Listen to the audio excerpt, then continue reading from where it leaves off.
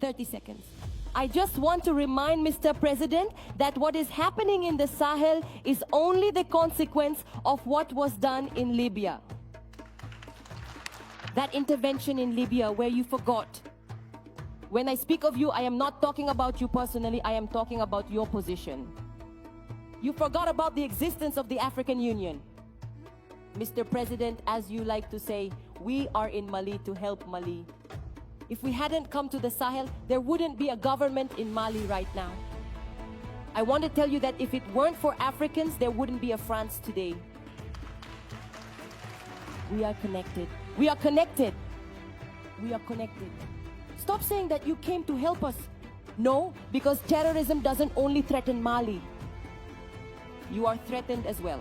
Stop making us feel guilty by putting us in the position of victims. But Mom, I'm not making you feel guilty. Mr. President, I haven't finished. I'm not making you feel guilty. I'm trying to actually restore a reciprocal and respectful dialogue. Yes. We weren't there just for our own interests when we arrived in Mali in 2013, that's a fact. However, what you said about Libya, I've said it several times as president, I agree with what you said. In Libya, we did not respect the sovereignty of a people, and that was a mistake. All right, thank you for acknowledging that. And if you recognize that, you'll see that what is happening in the Sahel is only the consequence of that intervention. So you are in the Sahel to correct the mistake you made in Libya. And in trying to correct those mistakes, you are making other mistakes. Mr. President, I remind you that foreign military intervention has never solved a problem. What is Libya like today? What is Afghanistan like today? So military intervention is not going to fix things. I don't want my country to end up like Libya. Take responsibility, and above all, stop saying that you are here to help us. No, you are not here to help us. We are in this together. We have a common enemy and we are fighting it together. And finally, these recent exchanges, these last few days between you and the Malian authorities, it's just a disgrace. My name is Raimwende El Dakwama. I am proud to be African. I am Burkinabe, and I am truly a person of great integrity.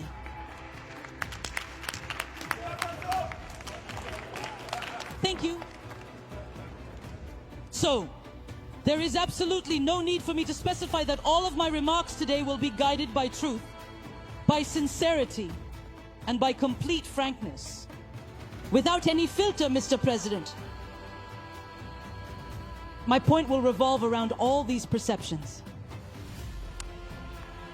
And if we are to talk about perceptions and these false concepts that are incompatible with the reality of our people, we must especially address the outdated, unsuitable, and demeaning vocabulary that still appears in your speeches and in those of your institutions when you speak to Africa or when you raise funds to help Africa. Among these expressions, there is one that always catches my attention and in the end bothers me. Development aid. Mr. President, aid, as long as it does not help, as long as it does not lead to freeing oneself from aid, as Thomas Sankara said, must be done away with. Because aid, that kind of aid, makes one a slave. This kind of aid prevents people, populations from making it on their own through their own abilities because they are capable of it, Mr. President, and you should know that. The best is within each of us, no matter our origin. So I will continue by quoting here the late Joseph Kizervo, an African intellectual. Surely you know him, you read a lot. Isn't that right, Mr. President? He said, and I quote, "You don't develop people, people develop themselves." End of quote. So if you can't develop people, you also can't help them develop. Development aid has been circulating in Africa for nearly a century. It doesn't work.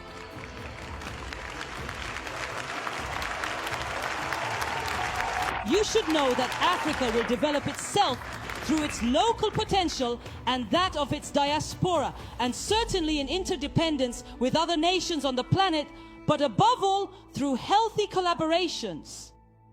I repeat, healthy, transparent, constructive. There are bright minds and there are also investors in Africa. We are already innovating in Africa. And if this relationship we envision is not co-constructive, we don't want it. So is it over? So it's over with expressions like Save Africa. Let's help develop Africa. There are so many miserable people over there. It's over, Mr. President.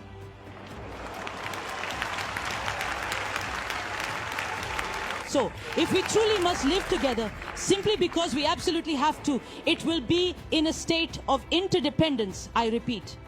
But above all else, it must be in mutual respect and a deep appreciation for one another. This is the only way forward.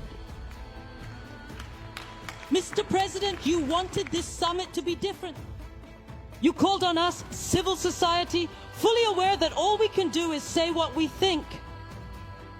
You are a president, you can make decisions, so let everyone take responsibility at this summit. Mr. President, I'm going to propose some concrete actions to you. Do you know? I think you do. The AFD, the French Development Agency, will soon turn 80 years old. This is an opportunity to do things differently. Start by changing the name and change the substance as well. As has been said so well, we want partnerships that are clear, that are transparent, where we too can speak, where we have a say, where we can also take action and bring both intellect and financial resources to the discussion table. I will finish. I will finish because I really enjoy exchanging with Mr. President. But I will finish. And I invite you to visualize this with me.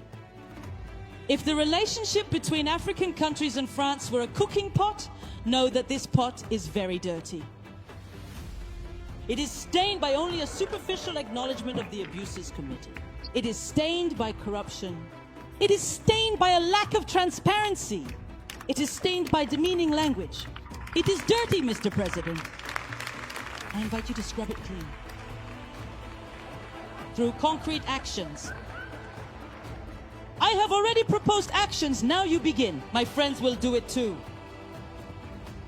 If you absolutely refuse to wash this dirty pot, and if you still insist that you want to cook our dinner in it anyway, then I am telling you right now that I simply won't eat a single bite of that food. We will no longer be able to eat, and the continent of Africa will no longer be able to eat. The meal. Just listen to this. The meal. The meal. The delicious meal will soon be ready, but you will be the only one sitting at the table with such a difficult appetite. A word to the wise.